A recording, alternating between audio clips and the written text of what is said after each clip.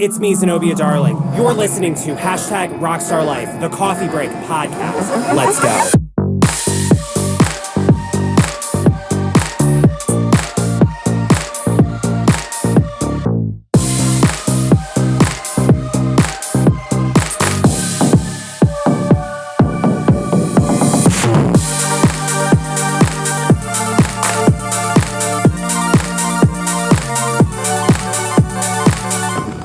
Where the hell's my cold brew at? All right, and we're live. What's up? It's me, Zenobia Darling. I'm coming at you on a very hungover New Year's Day. I was out till 5:30 with drag queens, as any rock star does.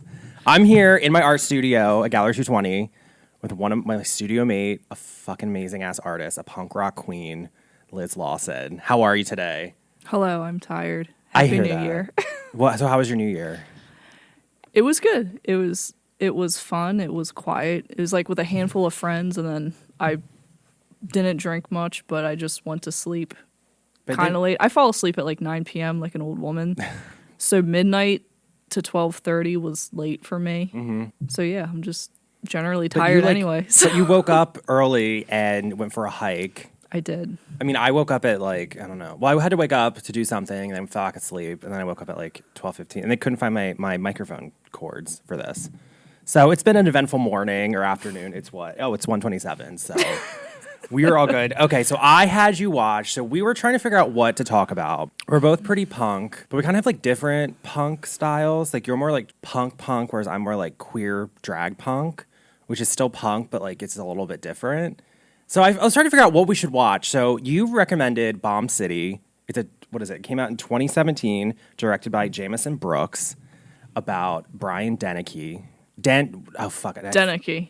I said it right. You got it. Oh my God. You got it. In Amarillo, Texas. So he was a punk rock dude. Go watch the movie. It's on Peacock. So let's get started. Let's get into this shit. Yeah. So I've seen it. So I need to know what you thought of it first, I feel. Because Okay. I've watched it like several times. And I love it. I know you watched half of it. I watched half. I can't do scripted things. Like, I was watching it and they had some lighting that I was like, why are we lighting the movie like this? The one dude kept delivering lines very weird.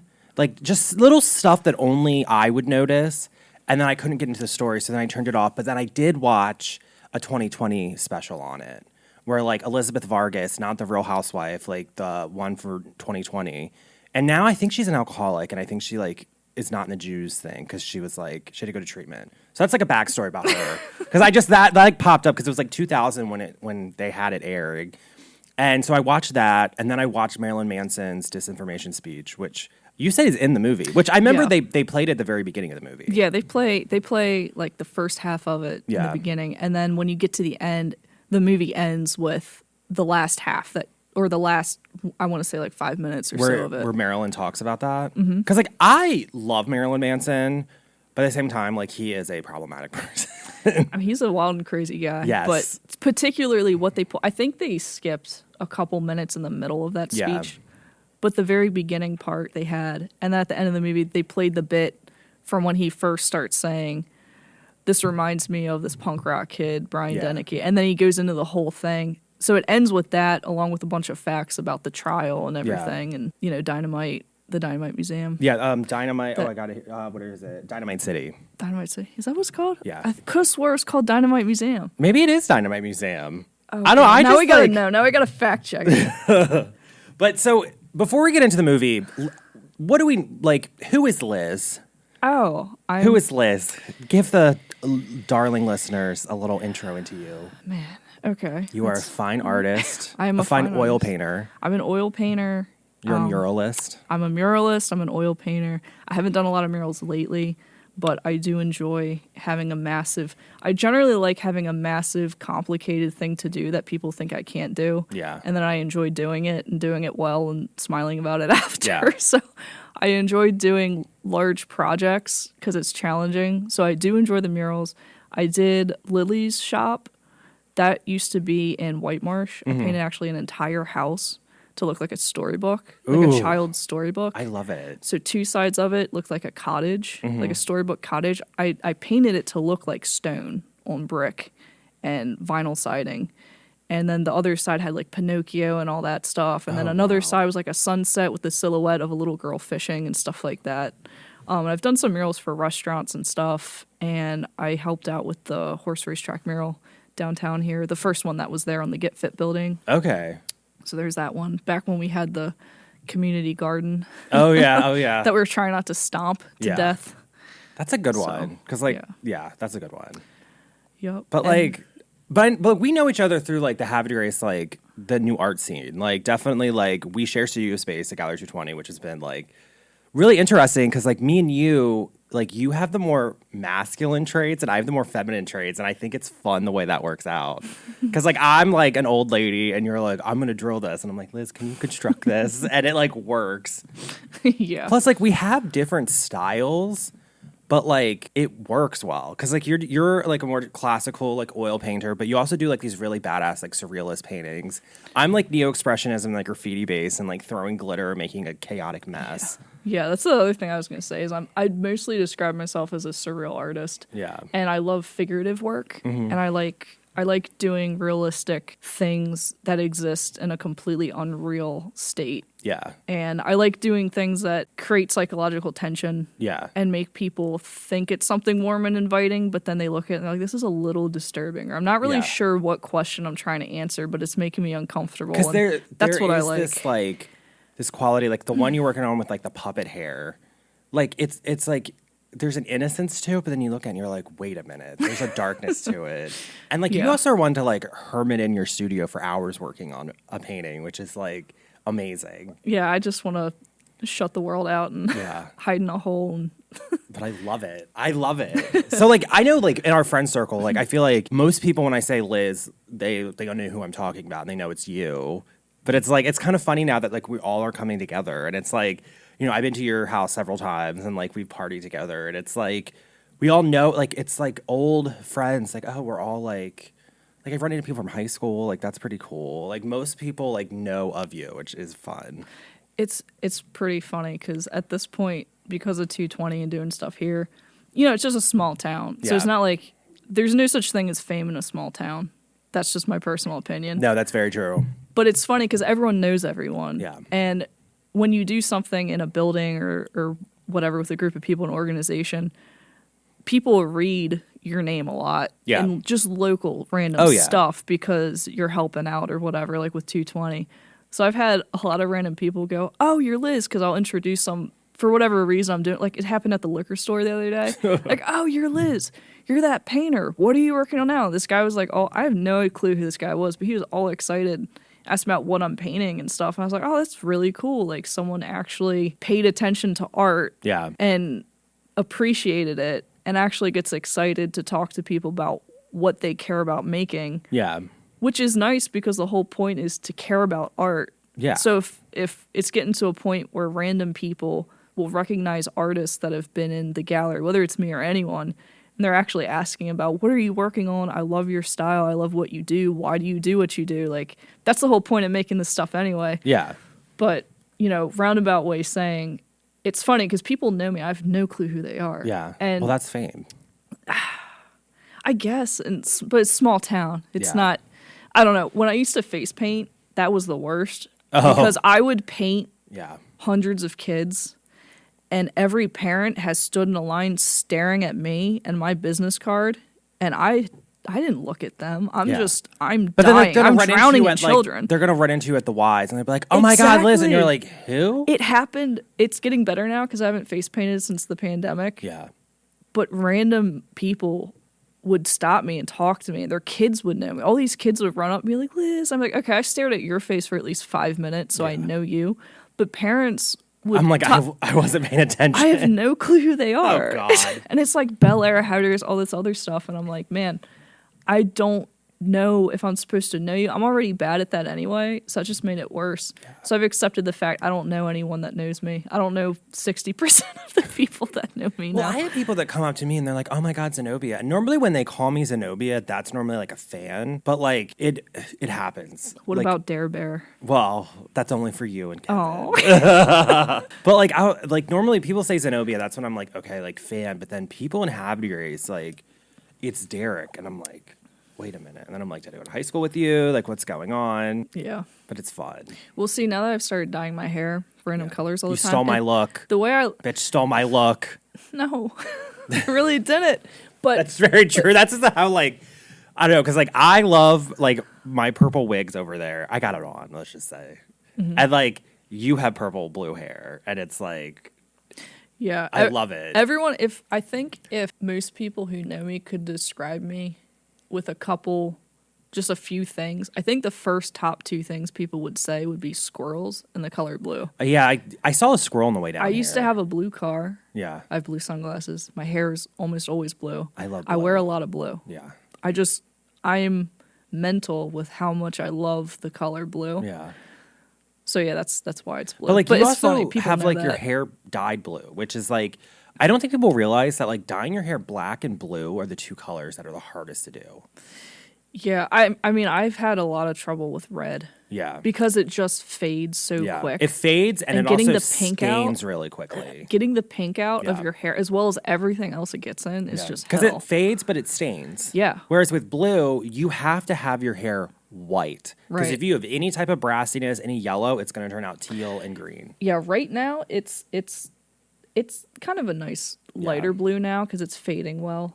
I like having like a dark blue, like ultramarine kind of thing. But thank God it doesn't turn to seaweed because I hate that shit. I hate green faded seaweed hair. And I hate when people dye their hair a fun color like that and then don't upkeep it. Yeah. I'm like, girl, come on. I mean, all you really have to do to just not totally destroy it is wash it in cold water. Yeah. Just at least just do that. Just wash it. Once you start the hot, you're just done. Yeah, that's done. And also that, like, from the integrity of your hair, if you have to bleach it, the hot's not going to be good. It's going to make it frizzier. Exactly. Ooh. Well, let's get into Bomb City because this movie, there's a lot of parallels between Brian and like kind of what like I face. Like I really had like that. I was like, okay, I really dig this kid. Plus, I really want a mohawk, and he has a like the dude who plays him has a mohawk, and he had a mohawk, and I'm just like, I love like those 90 punk kids. Like there's something so hot about it. He looked like such a cool dude. Like the whole like all his friend circle. Like I'm literally like, this sucks, and some like Christian idiot asshole had to run him over in an IHOP parking lot. Yeah. It's like crazy. But it's like I there's a lot of weird parallels with it. Like I don't know. Well, it's like the same stuff that's been going on forever. It's us versus them. Oh, totally. Mentality. But I also feel like and I got this with watching the movie. They were all like, okay, you can like, even though they had to have the safety issue because like they were like driving around trying to beat them up, they still had that thing where like, you're welcome here if you're cool, but like they weren't cool, if that makes sense. Like they weren't cool with them. They couldn't like, they were willing to have them in their space, but like the other people were very aggressive. I felt like the jocks were the more aggressive people. Yeah. Well, I think what I got from that was that, and this is just from my experience too, that the more normal looking people are really hard on the people who seem different because there's less of them. Mm-hmm. So I feel like at the root of it, it's typically like the jock crew, especially in that time period in Texas of all places. Yeah. Oh, it's just exasperated. Yeah. So I think that's where it starts typically. But then it is true that the counterculture or the underground or the minority, you start getting pissed. Yeah. And then you both get highly aggressive. Mm-hmm. And then it just builds. Like they just keep fueling each other's fire. Yeah, because to a crazy point. Because like they were talking about like in the courtroom scene where the dude, they were like, well, he carried a chain with a padlock. And I'm like, I would too. Himself. I would too, because these idiots are drunk driving around and they're showing he'd skateboard, people would just throw glass at him randomly. Like you just never know when you're going to get hit. Yeah. And that's been a problem for punks for a long time because even like longer ago, in the UK and stuff like that, if you walked around looking like a punk in the beginning, people like grown ass adults would grab teenage kids and kick their ass in the street. Fucked up. So maybe they were. I mean, honestly, that was pretty close to the same exact thing for Brian and all that. Today, like here, it's not that bad. People just kind of look at you like you're weird, and I just don't care. Like I have been beat up here. I'm more like queer punk, which is like you add on the gayness on top of that. Yeah. Plus,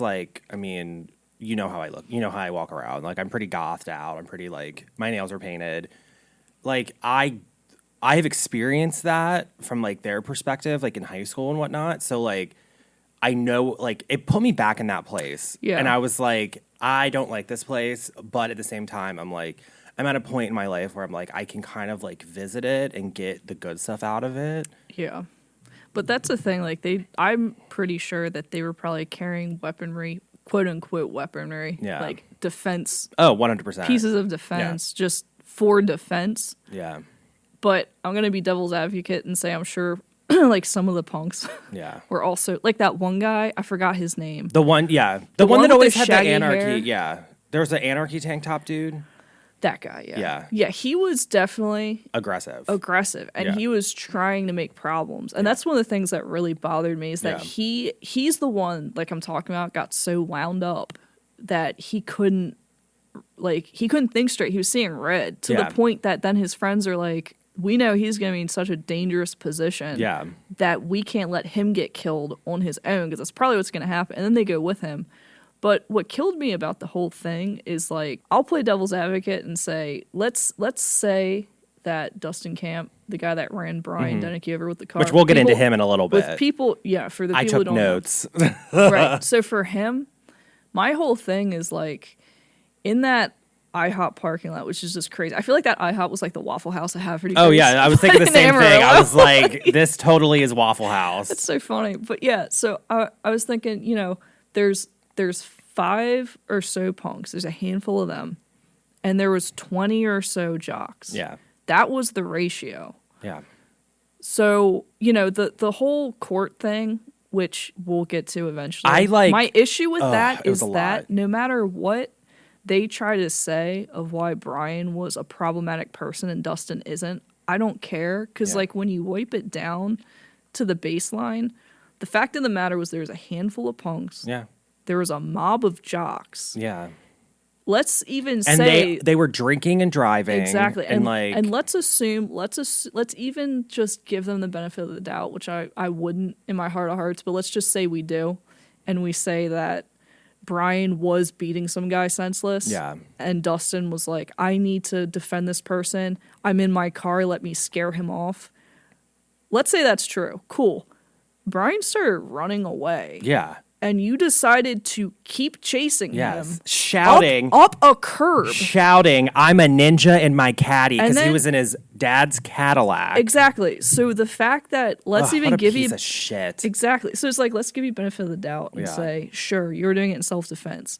There was a point in that situation that is completely truthful because of the girl in the car who also said the same thing. There's a point where he was running away and he wouldn't have hurt anyone else. He was leaving. Yeah. And you decided to chase him up a curb to run him over. Yeah. And you screamed, I'm a ninja in my caddy. And the other jocks cheered while that guy bled out with his collar ripped out of his body. Like his collarbone. Yeah. You decided to kill someone. Yeah.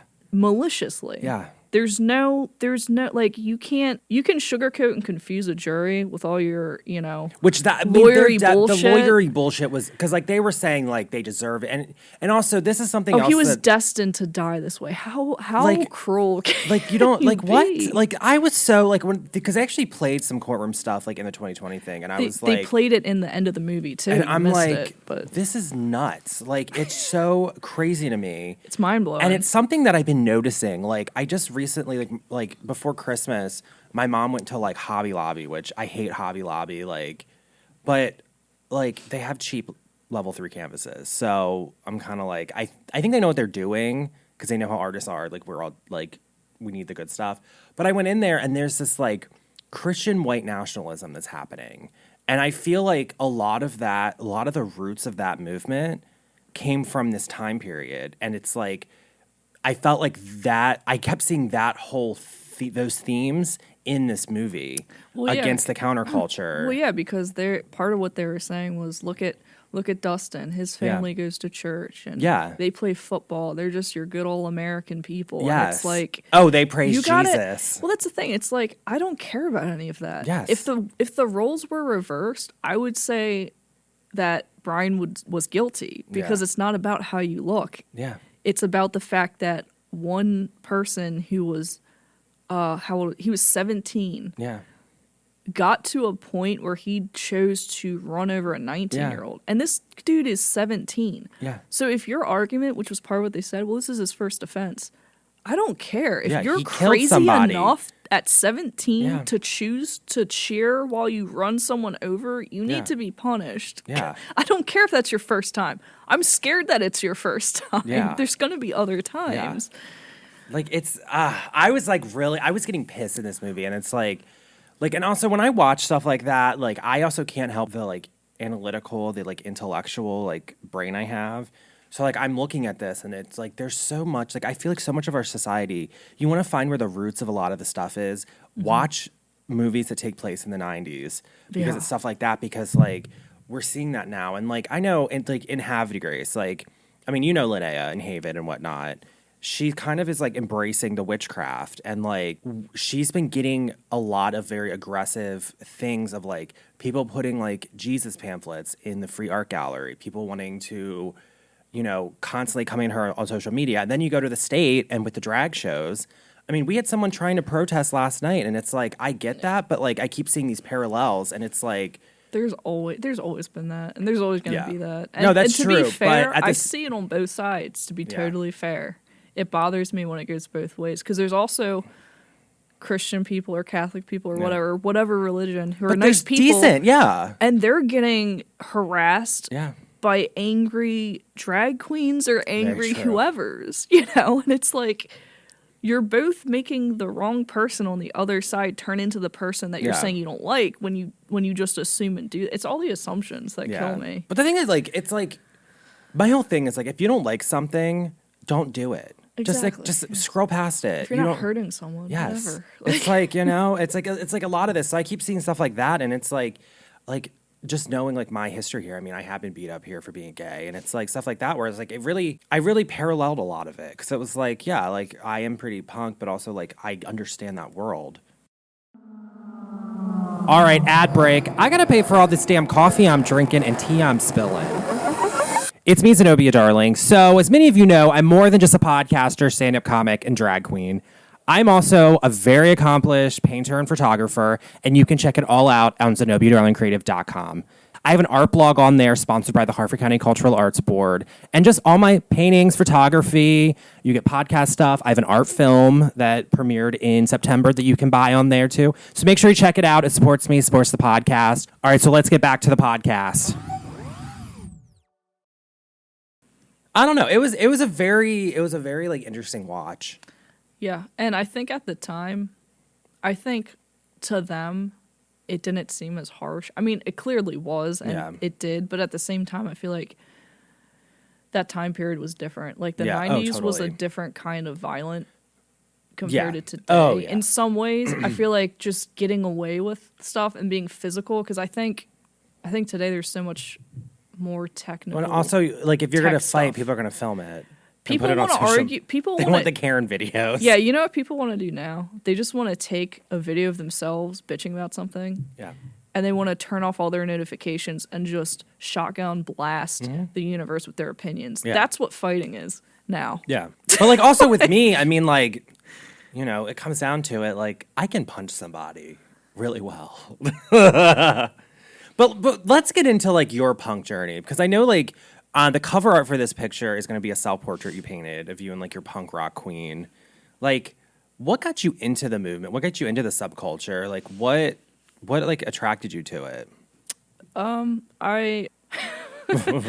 There's a lot there. I think it started when I was probably like 16 or 17, I want to say. And for me, I feel like intellectually, I never really clicked with a whole lot of people. Yeah. As in, I feel like I understand and get along with all types of people. Mm-hmm. And as far as I knew, there weren't many people that totally agreed with my mindset. Yeah. Just in general, like how I approach a problem or how I approach forming an opinion. Just those baseline things. Yeah. And then I remember listening to punk music because someone showed it to me, and I was like, "Wow." Do you remember what band it was? This is cool. I think it was Minor Threat. Okay. Honestly, and I remember them being like, "Oh, you'd really like Minor Threat," because I'd have to look it up to be honest with you, but they're like, yeah, a lot of their ideals like run with yours because they're straight edge, but they're also like hardcore and they're also like very passionate about, you know, whatever. And I was like, okay. And then I listened to them. I was like, wow, this is awesome. And then these people were like, oh, you should come to the punk shows in the city. Like, it's the underground, and you're very similar to us. Yeah. Like, you should come hang out. And I was like, okay, sure, I'll try it out. So I went, and I remember just being hit with, holy shit, these people approach life the same way I do. Yeah. Like, they feel similarly about human nature as I do, and they're just the sweetest people. Yeah. But they're also very passionate and unstoppable. Yeah. And what I love about punks in general is that they don't just talk the talk. Like, they get shit done. Yeah. Like, Brian was getting shit done. we get shit done. We get shit done. And that's the thing, because Yeah. there's so many people who just, like, what I just complained about, people who just run around like, they want to blah, do the blah, blah, social blah, media blah. pandering. I I always just say. want to Like, pandering. Thank and you. I'm like, they're pandering. Yes, like, oh, I'm so outraged, but it's like, okay, you post about social media, What then are you went gonna about do and made about yourself it? a sandwich. What do you like, do day to day Yeah. that impacts these things you have issues with? But a lot of punks just congregate and really get stuff done. Yeah. It's kind of crazy. And also, like, we're not afraid to piss people off. No, Like, not at all. we have pissed a few people off, and it's kind of like, it is what it is. Yeah, but see, that's the mentality. It's like, I feel like most, because there's so many different kinds and so many different opinions that people have depending on what type of punk they are, really. But I think the thing that's a uniting theme is like living out what you're saying, for Yeah. one thing. You're not, people always talk about the whole poser joke. I'm like, the real thing about saying, oh, he's a poser or whatever, like, in my opinion, is like, do you actually live the values that you talk about? Yeah. Like, so many people, for example, say, treat your neighbor as you would want to be treated. Do you actually do that? That's the Probably question. not. So I feel like a lot of, yeah, exactly. So I feel like most punks, they're not all perfect, wonderful people. There's a lot Yeah. of shitty people in every type of group of Oh, person. yeah, for sure. But generally, they really put the effort in to live out their beliefs. And they're also very passionate. They're not afraid to say it how it is. And they're very willing to share and help each other. Like, they're some of the most kind people, Yeah. honestly. And It's like, everyone if you thinks can get they're past not. the, like, because even Elizabeth Vargas in the 2020 thing, she made a comment. She's like, it took me a little bit to get used to them because they're very jarring. And I'm looking at them, I'm like, they aren't that, like, okay, like, the one girl has no eyebrows and a face piercing. The other dude's, like, has a mohawk. Like, what's so jarring about this? I mean, it's visually, but see, that's, to me, it's funny because I feel like the aesthetic is typically. I love punk fashion. Well, for one thing, the aesthetic existed to be against social norms. Yeah. It's not about, I want to look like this. Like, I think it rooted from saying, I want to, like I said, walk the walk of what I talk. And I'm saying I'm against all these social norms and the ways Yeah. that all you people treat each other and XYZ. Yeah. So they made like a physical manifestation showing that I'm against what's normal to you. Yeah. And it's like it's crazy that you even have to explain it. Yeah. It's a physical embodiment of what you're saying, Yeah. which is what people are supposed to do as It's a humans. form of drag. Otherwise, yeah. It's like, because I sort always of. say drag is, at its core, drag is playing with how you present to the world. And anytime you really dress up, you're getting in a form of drag. And it's like, I was seeing that come out because I was like, but I also feel where, like, because when they were interviewing them, you can see all these people, they clearly are like the outcasts. They clearly have like, they've really been like rejected and they're really feeling it. And you can tell when they put the punk fashion on, that kind of helps them get through that. And that's something that is, that's why I do drag, because it like got me through a lot of stuff because I put her on. And plus Zenobia, I mean, I'm like pretty punk. Like, I love it. Yeah, and I think it's different for all people. I think Yeah. that's definitely true for a lot of people that do it. I have like a different kind of relationship with it, Yeah. but I just, I like not having to care about how I look, to be Yeah, honest. I hear that. So for me, it's just very genuinely like I can wear my painted pants and a Mm-hmm. band shirt, and I have a lot of fun patching my jacket and buying Yeah, stuff buying that swirl irritates people. patches. Exactly. I genuinely, that's just how I am. Yeah. I don't know how people coincidentally end up as punks, but it just happens. Yeah. It just Well, I mean, that's happens. how I am. Like, I'm always like, I love being like, and also I'm very emo. Like, 2000s emo mix into it.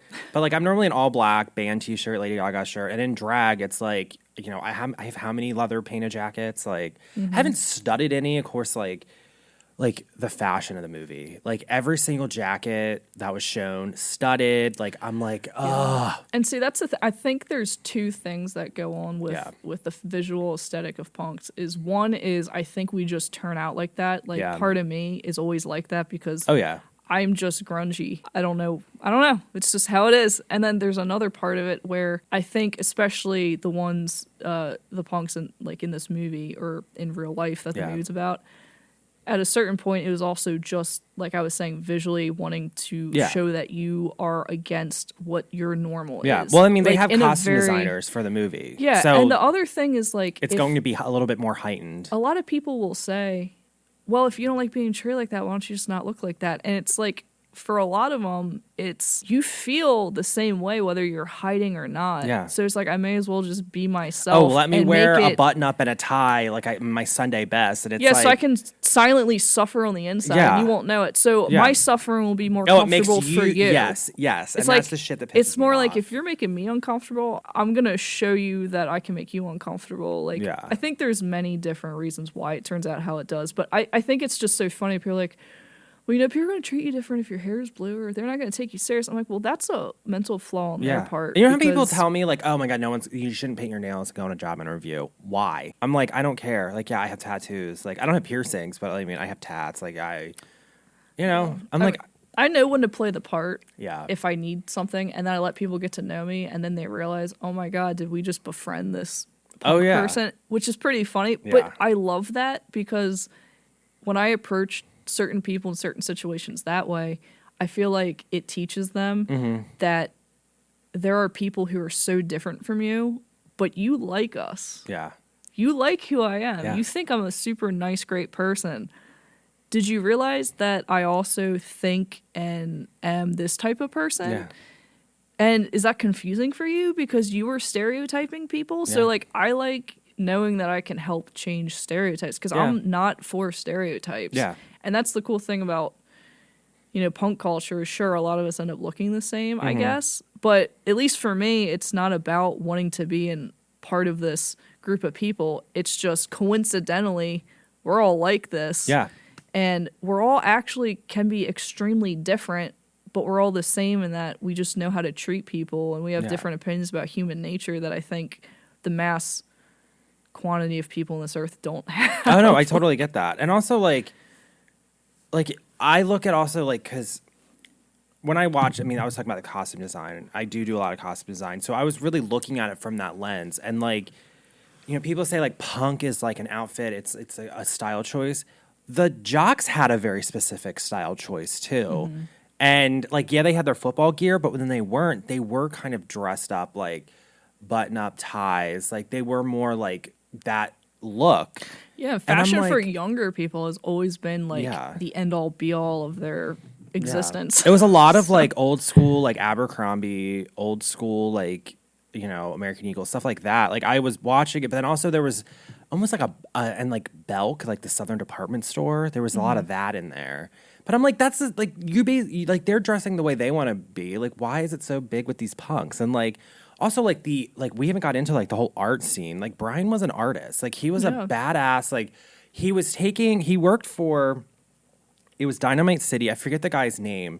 But he would take, like, signs, like, street signs, and, like, make his own handmade stuff. I love it. It was nonsense, too. Yes. It's great. And it was, like, funny. It was, like, it caused joy. Yeah. And, like, and it made people wonder, what is this? Yes. Like, what is the point? Yes. Like... And like it was just that punk, like, clearly stolen the signs, painted them. They show in the movie, like, I loved, like, they showed a lot of freight trains, freight train graffiti, and then they actually showed them doing graffiti. Yep. Because, like, we're not gonna say what, but like, I love graffiti. I may or may not have done it. It's been, you know. Yeah. Yeah, because they're all super creative people. Yeah.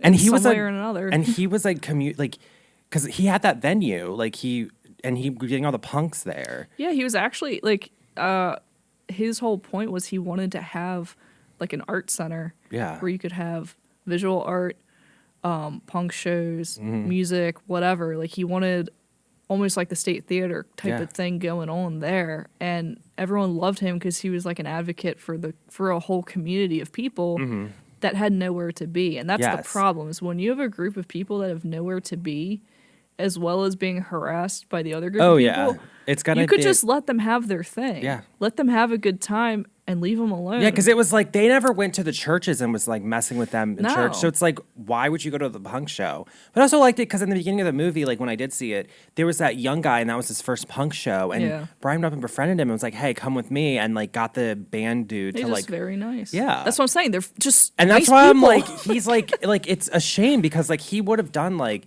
if he was still alive, he would have done so much stuff. And then like. He wanted to do good things for the community. Yeah. But like the whole art thing, I was like, oh. Because like, I mean. I feel like we're bringing in a lot of punk stuff. Like I know you curated Open to Truth or Change, which was like the installation show this summer here at the gallery, and like that show was way more punk than I think. Like, I think we intended it to be punk, but like, because that's the thing is people think punks and they think riots and black clothes and jerks, and in reality, it's an intellectual. It's being open-minded. It's just being an open-minded person and then knowing how to walk the walk and not just talk the talk. That's all it really is, like when you come down to it. So that whole show was about perception and how you approach perceiving things. Are you open to what really exists around you? And do you realize that nothing will change until you understand how to accurately perceive things to the best of your ability with an open mind? And that's a very punk way to look at things. Yeah. And that's why in this town, I was like, I've never seen a full just installation show. So like I said, I like doing big things that are difficult that I haven't done before. So I thought, why not do installation, something immersive, something that people are going to look at and be like, wow, I haven't really seen that around here. This is crazy. Like, what is this? What is this piece even made out of? Like, I'm used to seeing stuff like that in LA, and it's a little bit different, but like, to have that here, and then like you gave me full reign to like just make a chaotic glittery mess on the wall, which was like the best. You can find on that on my website. Thing. It's like just let people do what they do best together and give them space to exist. Yeah, and confine me not to make a mess in the whole gap. I had to put up plastic and say, okay, if you get any glitter on this other person's corner, I'm gonna kill you. Was it a mess to clean up? Because like if it was like you can brutal. find pictures. I think I have a blog post on my website on my art blog. But like I painted the walls. Like I painted the walls, put glitter down, and I did a whole like modern cave art graffiti thing.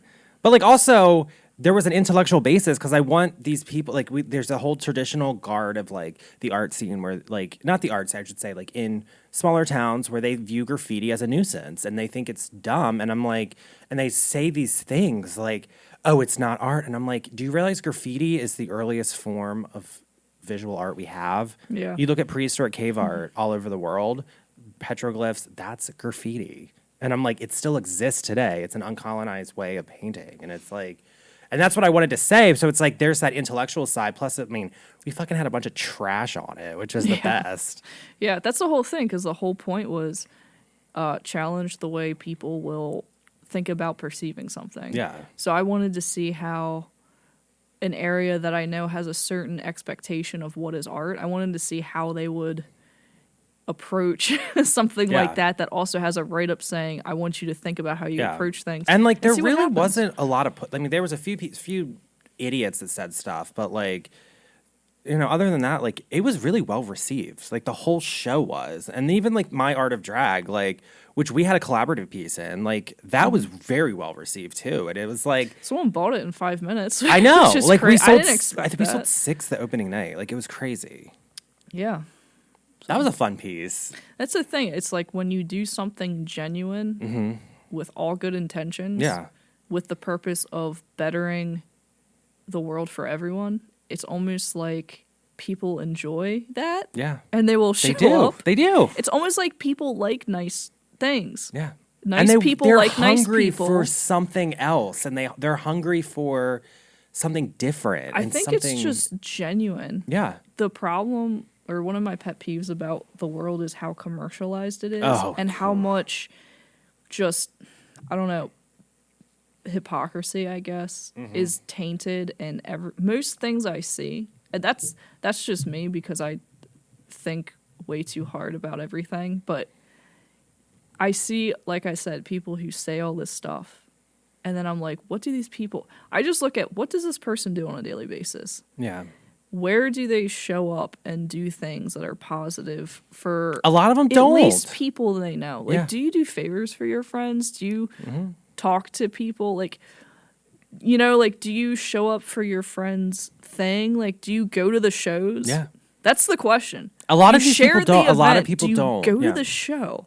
And I know I'm terrible for saying that because I've been having to hide away for like a year and a half because I've been so busy. And honestly, I've been sharing everyone's stuff and I haven't gone to a whole lot And also, of it. like, you just moved. Like, that was a big undertaking pretty rapidly, so... Yeah, I've been just fried. Yeah, no, I get that. That's the thing. It's like people who show up, it's just amazing that when you show up for a person, they're surprised. Yeah. That's what's wrong with the world.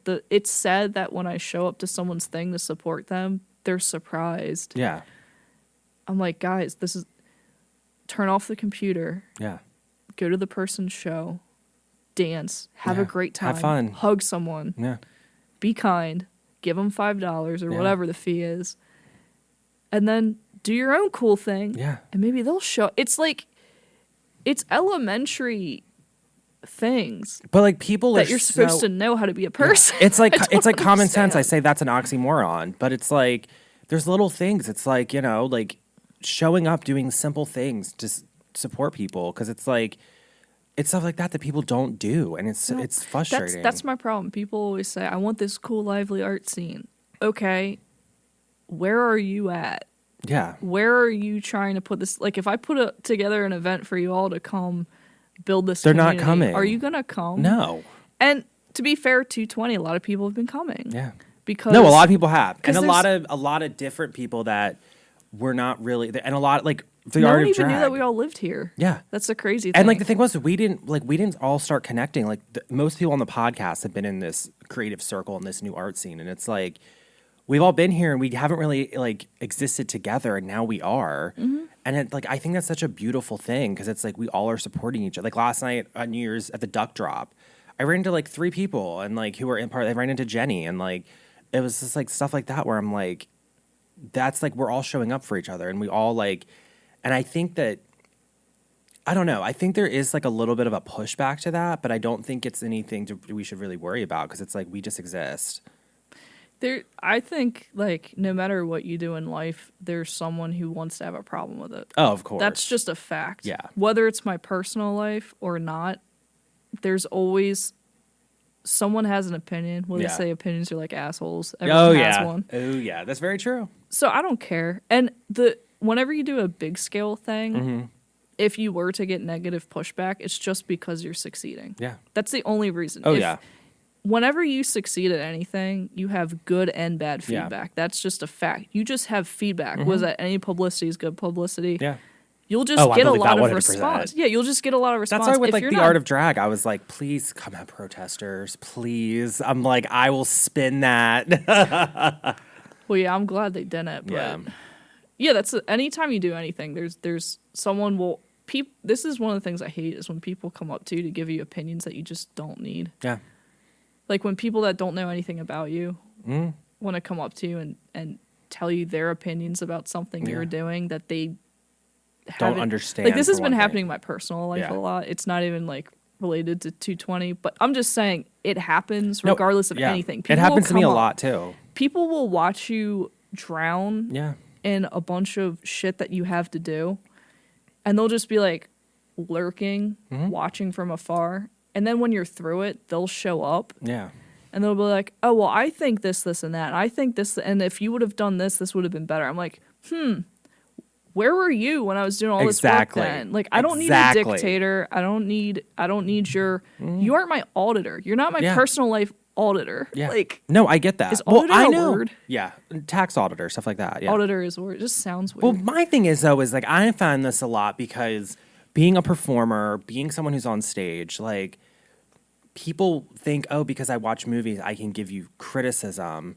And I'm like am completely okay saying like, okay, like where is your credentials? Like because I don't take feedback about my performances from just everybody. Well, see, I like feedback. I actually love criticism. Yeah. No, I do even too. Even from kids. When kids criticize my art, I love it. They're like, it's the truth. It's my favorite. Well, that's what I mean. I will take, and that's what I want. I want the truth from people. Yeah. So I love any criticism from anyone if they're just being honest and not trying to, like, I don't know, mock me, I guess. Like, it's fine. You could say, wow, I think that's dog shit.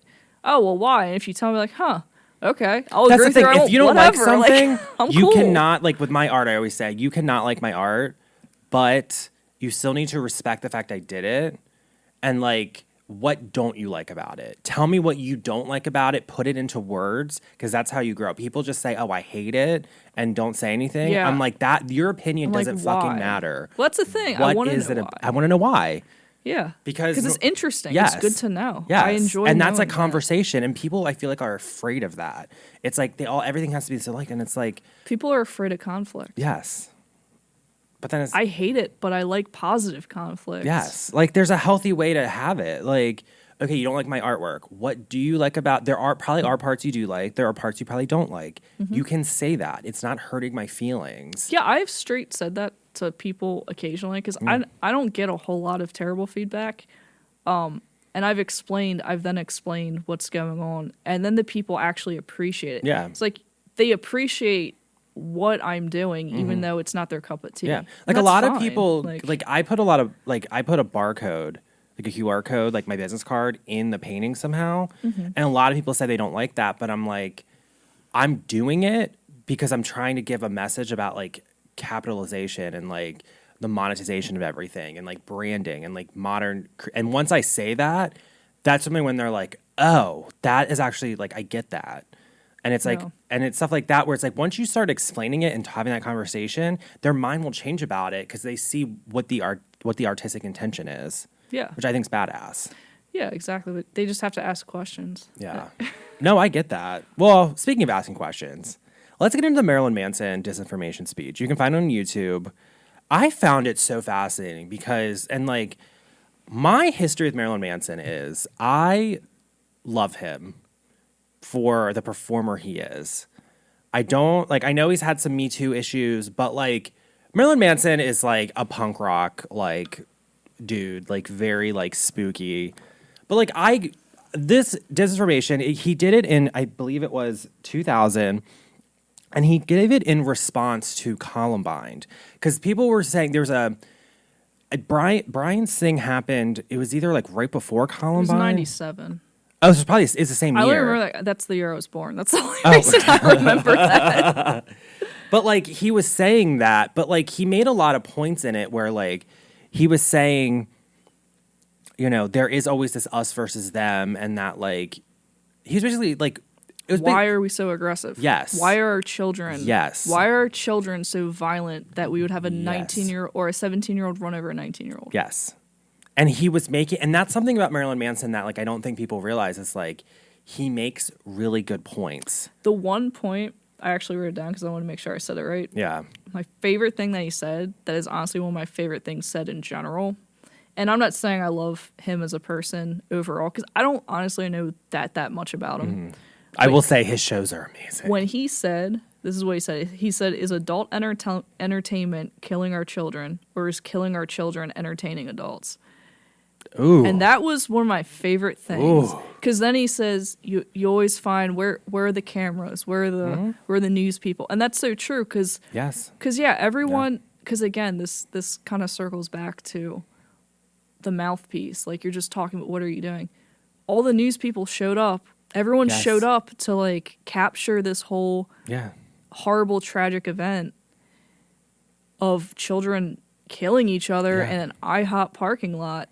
And then the fucking media circus of the trial. It's a media circus. But then it's like, what are you doing to figure out why is this a problem? But it's also this shift because it's like, it goes back to my thesis. Like, starting in the 90s, there was that shift in like from like traditional media where it was like, you know, a half hour with Walter, what's his face, at like 6:30 to like 24 hours. And like the news started becoming news entertainment. And you had the reality show starts coming in. Yes. Insane. And it's like, that's why like that was another parallel I kept seeing was like this whole thing of like our modern media is so like it was OJ that's really started it, but like it keeps doing this thing where it has these cycles and it turns into entertainment. Like, oh, let's watch this thing. We're just watching it with that what was it? That girl who like killed her mother just got released from prison and it's happening again.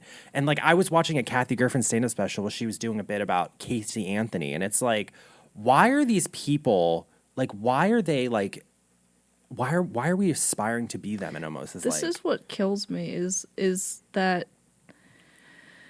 I don't know why the news ever decided to just be bad news. yes, It's the news. because it sells. Why is it people like tragedy, Yeah. people get entertained by other people suffering. It's also a money-making game exactly. That's all the views. because the negative views gets more the reason why why CNN and Fox News both love Donald Trump was because he drove ratings to the 24-hour news networks because that was a 24-hour reality show for a reality star president. That's why they love him, because it's like they brought in so much money and it's like that's all they care about. The thing is like people obsess over things that they can't stand. Yeah.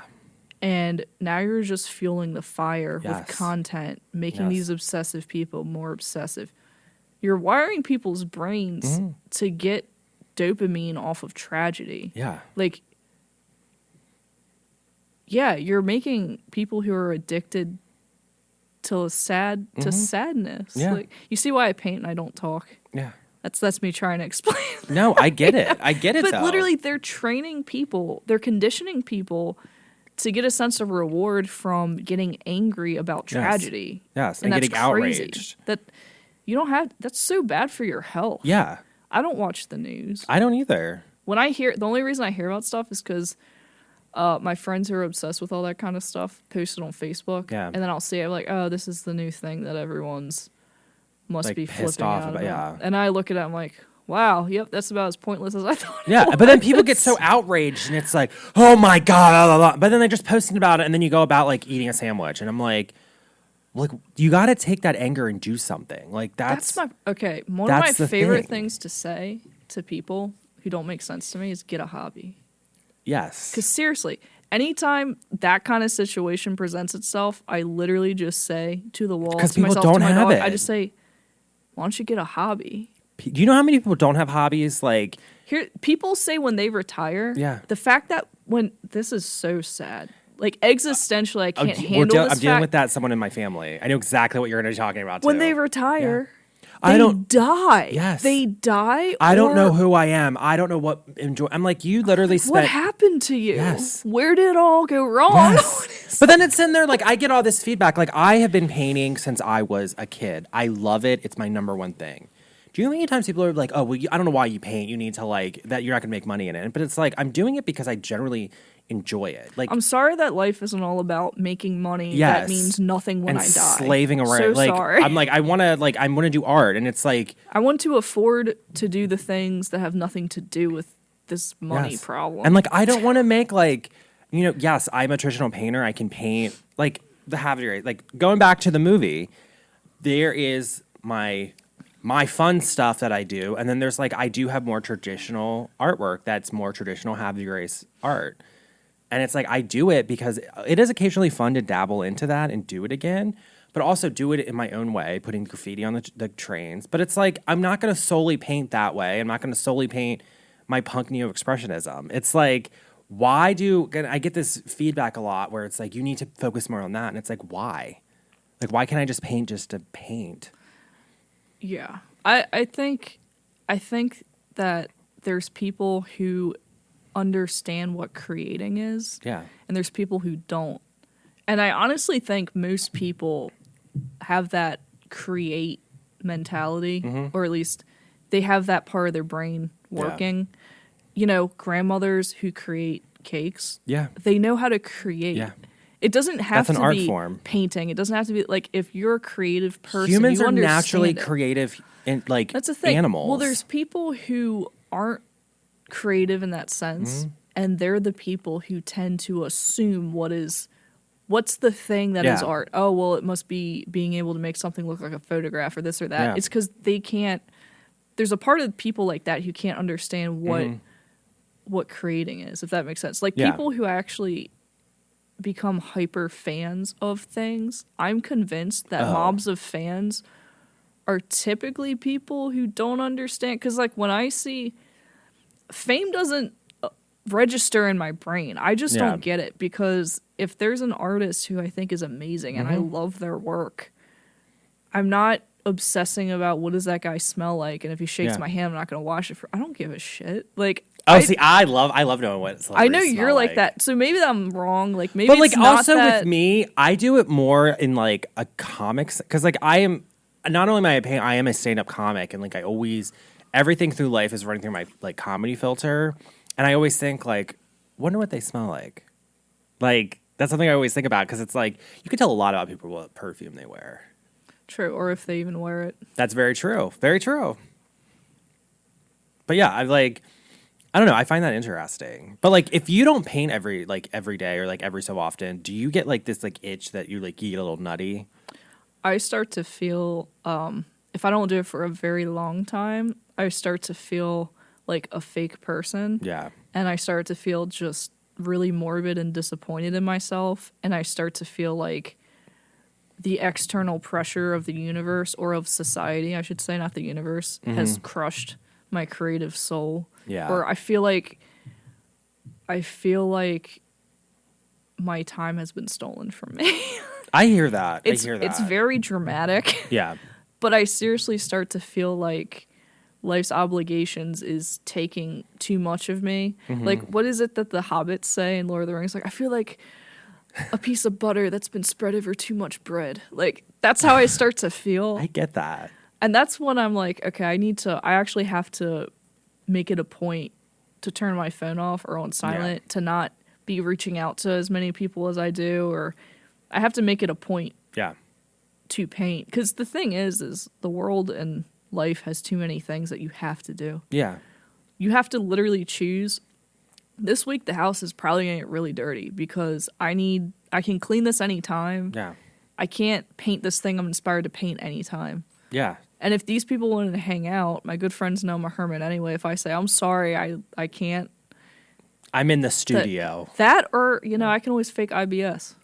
That is very true. That is very true. I've done it before. I have a chronic problem. And if the one advantage is being able to say, sorry, if I come out, I'm going to poop myself today, then I'll use it. Occasionally, Well, I mean, also, like, we don't have to be available 24/7. Like, that... No. I forget who said it, but they said a message is a request, not a demand. Yes. You are requesting to have me answer. There's no reason why you should be demanding an answer within a certain amount of time. Like, that's what I miss crazy. about, like, now with cell phones. It's like, people are always like, oh, text me. I just texted you. And I'm like, I put my phone on sleep mode when I sleep. And, like, I am up late at night and I sleep in like till like 11. Normally 11 is probably my normal wake up time. But like when I don't turn my phone on till like 12:31, because I'm not going to sit up. People get on their phone first thing in the morning. I'm like, why? I'm going to wake up, have my coffee. I'm going to look at outside, see what the day is, chill out, and then get into that. And it's like people get so pissed about that. And I'm like, why do we have to be available 24/7? I'm definitely not. I mean, I kind of am. I typically answer back fast. And the only reason I do it is because I'm like, if I don't do it now, I'm not going to do it. Well, you also have like, you're early to bed, early to rise. I am a granny. I wake up very early. Yeah, I like seeing the sunrise. I like to have my little cup of coffee. I like to see the sunrise. I like being awake. Here's what it is, too. This is way too deep, but it's true. I love it. I like knowing that I am conscious when everyone else is not. There's a certain type of like, thank God no one else's energy is even activated because I can't handle it. That's why I stay up late. How I feel. But see, when you stay up late, there's a lot of people that do that. When I'm really in the zone, which it's been a couple years since I've been in the zone with painting, I kid you not, I will wake up at 3:30 a.m. and I will paint from about 3:30, 4 a.m. to about 11 a.m. Yeah. That was my favorite. No one is up at 3 a.m. No, that's very true. Not a soul. Normally I used to walk the town at 3 a.m. Yeah, I still do that. Maybe I used to do it microdosing on acid. I'm just crazy. There wasn't No, even that's any true. help there. It was Well, just me also, being like, crazy. It was back like in my early teen, like not early teen, like I would say like 1920, like right before I moved away.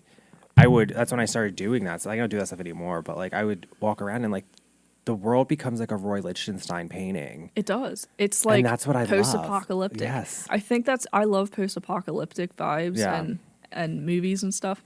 But I also think that's it's like- why I like to fantasize about no one else Yes. existing. But also with That me, sounds like I terrible. see like the comic book dots and like the onomatopoeia and I'm like, bam, ooh, raccoon falling off a trash can. Boom, wow. And it's like I get really into it that way. And I mean, it's like, no one, half your days, nothing's really happening that time. Well, also when you're, I mean, I know a lot of people see it because now it's more common, but I'd see foxes running up and down all the streets. Oh, all the time. All the streets. Foxes, rabbits, raccoons, rabbits, all of them, stray cats, coyotes. Yeah, they're. Well, a I lot. once saw, I thought I saw a feral pig, but I don't know. I don't remember. I saw a feral pig in the yard of my parents' house Yeah. one year. We also found chickens, cows, and horses Oh. in the yard. Well, also, yeah, that's true. But all right, wrapping up. I want to talk about Dustin Camp because karma is a bitch, and karma came for him. So when I was kind of watching the movie and everything, I always do, like I always say, my academic research. You had to know what happened. Yes. So he was convicted of manslaughter, but just sentenced to probation, which was bullshit. But Which he didn't even have to pay the fine. no, he didn't even. They Here's were the saying thing. he didn't even spend a night in jail. No, because he's on probation. Now, here's the thing that kills me about that, too, is that whole sentence, what it was saying is that Brian's life was worth $10,000. Exactly. And he didn't even pay that. No. But that's just disgusting because everything's money. When Yes. you kill someone, It's money. apparently, I mean, it was manslaughter, not straight up murder. Which but that's bullshit in itself. it really is. But what I'm saying is it's crazy that even when you do something that affects someone's life, takes their life, money has nothing to do with it. Yeah. So when the penalty is monetized, It's crazy. it's so strange to me that a judge has the power to say that guy's life is worth 10 grand. yeah. Because that's like disgusting and sad, Yeah. And they didn't even have to pay Well, it. I did find out where the family did sue them in a civil trial, but I couldn't find the outcome of it. Yeah. But in 2001, Dustin Camp was arrested for violating parole because he was underage drinking, Shocker. and he was sentenced to 8 years in prison. Good. And got out in 2009. So how many years was that he was in prison, though? He 9. got out on good behavior, right? Yeah. How many years was it? It said here couple? 8 or 9. Like he served 8. Oh, like, he actually yeah. served But that's 8. bullshit. You killed a man. You and it's just like, and it just pisses me off because it's that same bullshit where they're like, oh, he's such a good kid. Oh, he goes to. It's like. Because you look good, you are But good. Well, this guess is something that like I've learned serving. The Yeah. worst crowd to serve is the after church Sunday afternoon crowd because they act like they went to church, they praise Jesus, and they're going to treat you like an asshole, run you high hell, and then stiff you on the tip.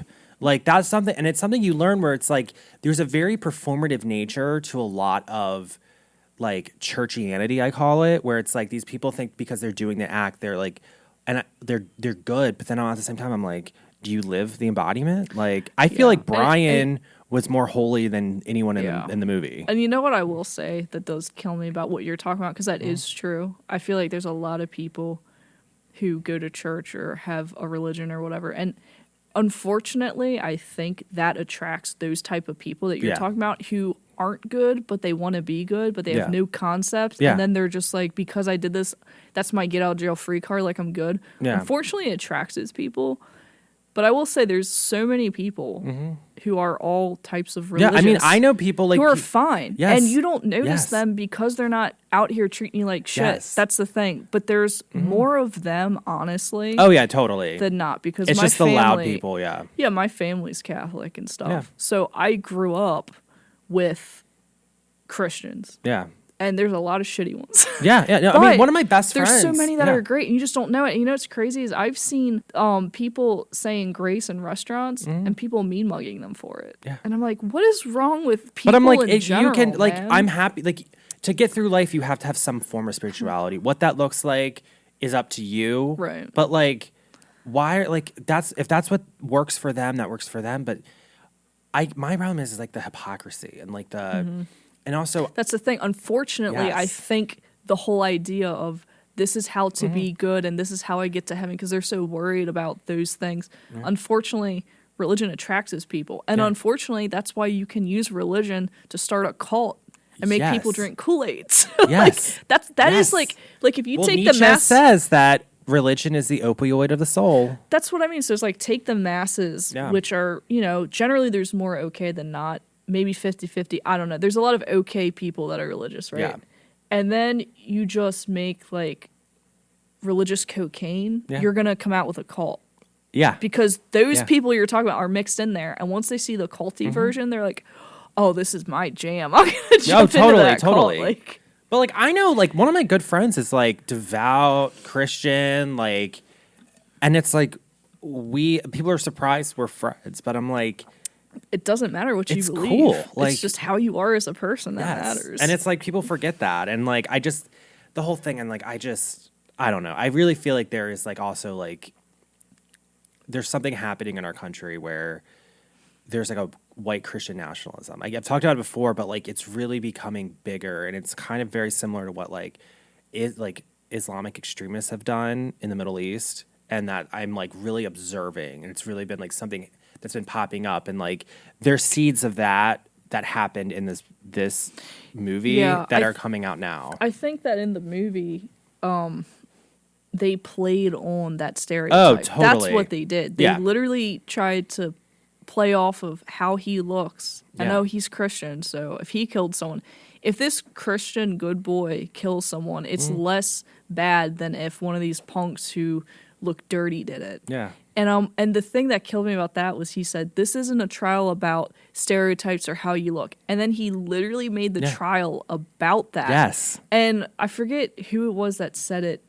I think it was Manson that said it. He's like, they killed this poor guy twice. First they ran him over with a car, and then they invalidated his entire life based on his appearance. And they that's literally bullshit. killed him several ways. Yeah. Like the fact that he said, some would say he was destined to die this way. That's crazy. How could you even say that with that guy's parents? I know. In that courtroom. And his parents they're like so cool. Like they did an interview in the 2020 thing, and they're like they interviewed the lawyer because Dustin would not go on camera. Yeah. Neither would his family, but the lawyer did. And It's the almost lawyer, like they're acting guilty. Yes. And I'm like, what the fuck? I'm like, you killed a person. Like, are you going to heaven? I doubt it because you're an asshole. Like, you killed somebody and then, But also, it's like, he never learned. Like, that's the thing that pisses me off. It's like, you violated parole for underage drinking. Well, you know why he didn't learn? He wasn't reprimanded. Yes. And that's the crazy part. And it's like, it's so crazy because it's like, if you look different, if you are a subculture, if you're more underground, it is a little bit dangerous. And it is a little bit like, you have to look out for safety. And it's like, I hate when they demonize that, but it's like, sorry that Brian can't like skateboard at night home after dropping his rent off. And Heaven forbid he can't skateboard home. Yeah, exactly. You can't. It's like, that's the problem. Once you say that a group of people can't exist. Yeah. I mean, they what am I saying? They were calling him a fist magnet, and they all kept calling him a chupacabra looking motherfucker. And I was like, I did like that because I do like chupacabra. That's a cryptid. But like at the same time, I'm like, that's like really mean. Like, yeah, I don't know. Yeah, but I do feel like stereotyping and assumptions Yes. and just lazy thinking are the things that I don't like. And this was pretty much a shit show of all of this. Oh, things. totally. But like it's also cool because I do think that like there is a parallel happening. And I do think that more punk people are coming out of the woodwork, specifically in Havre, Grace, and like doing good stuff. Well, just not people who are in the city. Yes. Because everyone goes to the city. Yeah. Because that's where they can be. Yeah. But I feel like we're really starting it here, and there's like, I don't know. I'm more hopeful about the future because I do think we're like, stuff is happening, and like the changes already happened. I mean, there's always going to be assholes, but you're giving me a look.